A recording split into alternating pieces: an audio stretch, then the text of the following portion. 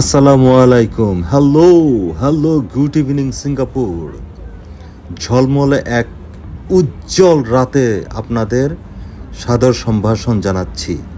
ঠিক সিঙ্গাপুর যেরকম একটা উন্নত রাষ্ট্র, আর আমাদের দেশ এরকম উন্নতি সাধন করছে। ঠিক আমার আর আপনার মতো।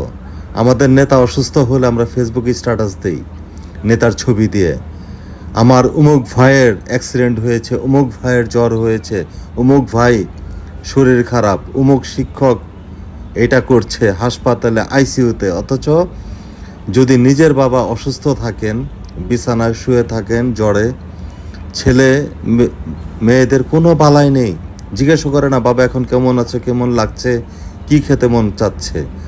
আমাদের জন্মটাই হয়েছে অন্য জনের চামচামি করার জন্য। নিজের নেতা বাবাকে শ্রদ্ধা করি, অন্য জনের নেতা অন্য মানুষকে ভুলে যায়।